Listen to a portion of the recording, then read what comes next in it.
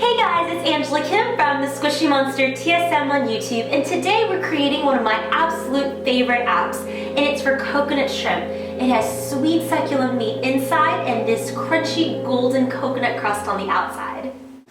The very first thing I want to do is clean and prepare my shrimp. So $21.30 is what was on sale at my market, but you can get whatever is affordable or looks good to you. So I just got a dozen of these. And I'm going to discard the bag, and you want to leave the tail on, but you want to shell them. That's step number one. After you've shelled your shrimp and the tail remains intact because it's a nice little handle of sorts when you're eating it later, I want to sweep my shells aside because I got some really nice local wild caught shrimp. I want to use this as shrimp stock, so you can freeze it and boil off some stock later. And you can take a sharp knife and just cut like that, and if there is a vein you can just slide it right out. And then I'm actually going to make the incision deeper because I want to butterfly it. It kind of makes the whole surface area crunchy with that crunchy delicious coconut crust on it, so you want it to kind of encompass all surface areas of it. So just, you don't want it to slice all the way down, but you do want to make it a pretty deep cut. And then you want to expose it like this, and there's your butterflied shrimp. Next we can work on our dry station, and I'm going to take just my egg whites, no yolks, and just whisk it until it gets nice and frothy. For my flour, I just have some unbleached, unbromated flour on my bowl or on my dish here, and you want to salt and pepper really well. This is where you're going to develop the seasonings, so you want to make sure you do that really, really well. Some freshly cracked black pepper, and I'm just going to go in there with my hands. And while I'm doing that, I can talk about my final layer, the crust of coconut. You can make a combination of panko and coconut, but I like coconut, so it's really just up to you. Whenever you bread and dip like this, it makes it easier if you utilize the two-hand system. So with one of your hands, you want to take your shrimp, and that handle comes in so handy here, and dredge it lightly in flour, and it's important to dust off that excess. And then with my other hand, I want to lightly take him and bathe him in that egg white, and then drip off the excess. And then again with my right hand, I want to press that coconut into him.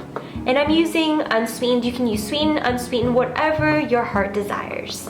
Just pack that coconut on there. I love lots of coconut, so I just want to make sure I firmly pack him, and then shake off the excess, and you can move on to the rest of your shrimp. This next step is pretty important. After all of your shrimp have been coated, you want to put the whole thing in the refrigerator for it to kind of set and chill for about 15 minutes. This really helps all the coating to kind of cling on and kind of wicks any moisture away with the coating.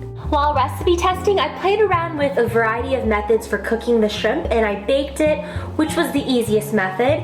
I deep fried it, which regrettably uses a lot of oil, and so I settled on this method. It actually uses the least amount of oil, and it creates a really nice golden crust. So I'm going to pan fry in some shallow oil, just a little bit, and I'm using grapeseed oil here. You can use canola or veggie, and you want to take your chilled shrimp, and when it reaches about 350 to 375, in that range, you want to slowly put in about 2 or 3 at a time because you don't want to overcrowd the pan.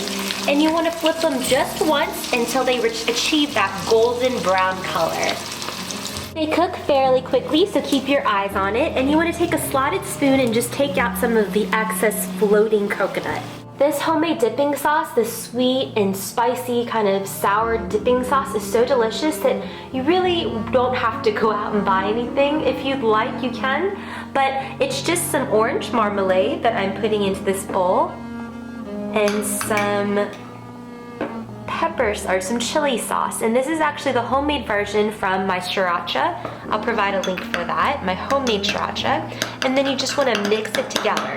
And I personally love this with this sweet and sour kind of sweet and spicy sauce, but you can also just dip it in some ranch is delicious. Just some orange marmalade actually is delicious as well. And you can use orange marmalade or apricot preserves for this. Here are a few of the coconut shrimp ready to be served, and I blotted them. I like to use brown paper bags to recycle, but you can use paper towels if you'd like, and served with our simple 2-ingredient dipping sauce. Here's my plate of goodies, and these are so yummy that I could literally eat 2 trays of this by myself. That's how addictive these are. And I love that sweet, spicy, but so simple dipping sauce. It's the right combination of everything blended into one bite. So let's get a liberal amount of that and see how it tastes.